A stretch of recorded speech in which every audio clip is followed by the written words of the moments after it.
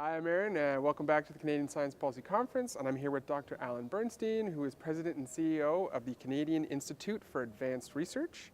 So Dr. Bernstein, thank you for being with us. My pleasure. Can you tell us a little bit about the Institute, why it's important for Canada?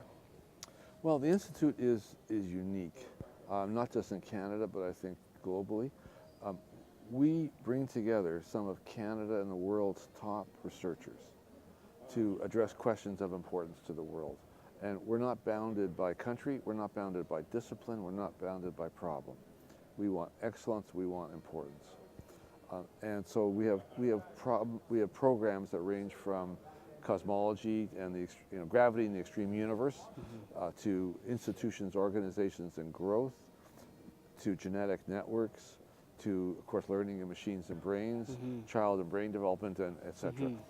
And each of those programs is made up typically of 20 people, 25 sometimes, from, again, on average 5 countries.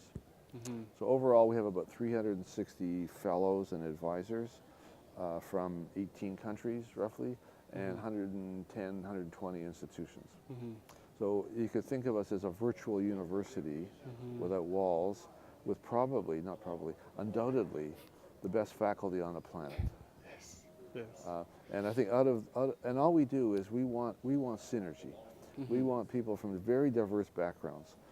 So our Learning in Machines program, when it started under Jeff Hinton's leadership in 2002, had neurophysiologists, machine learning people, of course, psychologists, mathematicians, computer scientists, all kind of trying to figure out why they were in the room together. Yeah. Okay, and out of that came deep learning. Yeah. We're all celebrating today. And that's not unusual for our programs. Yeah. We want to bring people together who normally wouldn't come together, not for its own sake, but to solve a problem, to solve an important problem. Yeah, so very sort of advanced in this idea of interdisciplinary research. Exactly, yeah. The Institute has had a long history with artificial intelligence and neuroscience. Why was it important for the Institute to fund this kind of research? Well, actually, our very first program, you're absolutely right, was called AIRS, which stands for Artificial Intelligence, Robotics, and Society, going back to 1982. Yes. The reason we chose that program, the reason we choose any one of our programs, is we think it's an important question. That's our number one criteria. Is it a deep question? That's a tough question. And is there great people that we think we can pull together from Canadian institutions and elsewhere to tackle it? That's really what we look for. Nothing more, nothing less. And so I think I wasn't here at CFAR at the time, but Fraser Mustard, the first president, must have thought, gee, this is the time to tackle it. Now, what's interesting about that program is it didn't really, solve the problem of machine learning at all. It was sort of ahead of its time. So on that basis, you would say it wasn't successful. But, and it's a big but, a young guy from Carnegie Mellon University was in that program. His name was Jeff Hinton. He got to know CFAR, and he got to know Canada. And so when the moment came when Jeff wasn't happy with the politics going on in the U.S., he approached Fraser Mustard again and asked if he could move to Canada with CFAR help. And so we agreed. He moved to the University of Toronto, and we paid his salary for the first 5 years of his coming to Canada. So it's really directly because of CFAR that Jeff Hinton and deep learning is the Canadian invention. Your research career has spanned decades and continents in fields like stem cell research and cancer research. What role do you think Canada will play in the coming years in shaping these fields and leading them? Well, in cancer and in stem cells, Canada has a really strong community of scientists, and they're all kind of descendants of people like Till and McCullough, who were the founders of stem cells worldwide. And so I think we will continue to play, and are playing, a major role, a scientific role, in both those areas, and also moving them into the clinic. We have a single-payer healthcare system, which is a huge advantage if you want to do clinical trials. So in those areas, I think we are strong and will continue to get stronger, actually, provided we have resources, the funding, and people. That's what it's all about. In terms of what other areas, I don't know. Mm-hmm. I don't have a crystal ball at home. I wish I did. But I do know that what the ingredients are Mm-hmm. to make a good soup here. Mm-hmm. You need resources. Mm-hmm.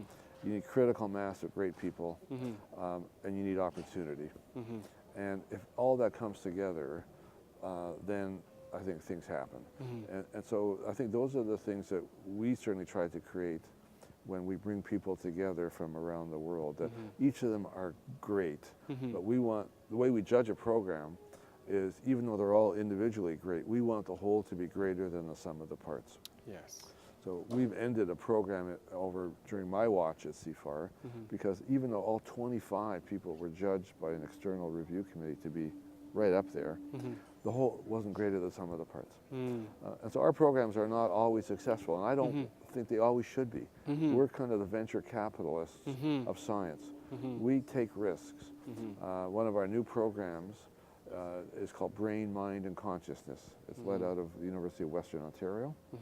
That is a really risky project. Okay, what's the relationship between our brain and our mind? Yeah. Okay, and I have no idea whether they will solve it, but we've put together, and they have put together, an amazing group of neuroscientists, cognitive psychologists, psychiatrists, philosophers, brain imagers, all who are meeting on a regular basis 2 or 3 times a year to kind of wrestle this problem to the ground. Wow. So we're at the Canadian Science Policy Conference. Can you tell us a little bit about the value that you see in an event like this? I think it's amazing what's happening at this conference. I think the first one I went to was, I was still in New York working at the Global HIV Vaccine Enterprise, and I came up here to the conference, or I had just come back, I'm not actually sure. So I remember that conference very well because it was the first one. And it was small, and it addressed some good issues, but wasn't blowing me away. Yeah. This conference is amazing, both not just for the number of people, although the number is I don't know, the exact number is huge. And secondly, the buzz in the rooms. You can feel the excitement. And I think it's for a few reasons. One is, I think Meredith Hariri has done just an amazing job in putting together a great program. That's number one. I think number two, there's a new optimism in the country that stems right from the interest of our Prime Minister in science. Mr. Trudeau, as we speak, is talking about AI in Toronto. It comes from having a Minister of Science who's a scientist. The appointment of Mona Niemers as our Chief Science Advisor, a highly respected scientist in this country, etc. I think all of this coming together has created an excitement within the scientific and the policy communities in this country that Canada can actually make a difference. And I haven't even started to talk about, in contrast to this, the unfortunate events going on in the US and in the UK. So this is our moment. Yes. I made in my remarks the other day at a speech I gave, this is our moment, this is our time to be bold, I believe, and to seize that moment. So where can more interested viewers find out more about the work that you do and CFAR? Well, 2 ways. We're on the web, of course, www.cifar.ca, that's number one. Number two, we hold a lot of public events. Most of them are in Toronto, but not all of them. We had some events in Montreal and Vancouver recently. We're a supporter, a funder, and a partner in a meeting going on right now in Montreal on AI, the beneficial effects of AI. We had a meeting a few weeks ago. We're having a meeting in about 2 weeks, a book launch by one of our CFAR fellows, Adrian Owen from Western, on brain, mind, and consciousness. He's written a book that's been highly reviewed everywhere, highly positively reviewed everywhere. I haven't quite got the title in my head, but it's something about the gray matter. So don't quote me on that one. So there are all kinds of events going on. And so we're having our annual dinner, which is open to the public. Michel Lamont, who's winning the highly prestigious Erasmus Prize from the King of the Netherlands at the end of the month, will be speaking about inclusiveness and the growing gap between different income groups in society. And she's a social scientist from Harvard, Canadian. So she'll be talking about that. That's open to the public. I think it's November the 14th, if I have my date correct. So there's all kinds of ways the public can participate in these things. Mm-hmm. And if I have one more minute, Yes. the last event we had, which was on, happened to be on AI, Mm-hmm. a young woman in grade 6 came up to me afterwards and asked how she could become a CFAR fellow. So, And I said to her, well, people don't apply to be a CFAR fellow. yeah. We tap them on the shoulder Yeah. if they're really doing great research. And so I gave her my card, and she emailed me subsequently and said that she promised she would really work hard and become a great scientist so she could become a CFAR fellow one day. Awesome. So she somehow found our event. Yes. So Wow. yeah, so that's, I'm really looking forward to the day when this young woman becomes a CFAR fellow. Yes. Well, thank you so much for Oh, my joining us. pleasure. Thank you very much. Yeah, Thank thanks, you. sir.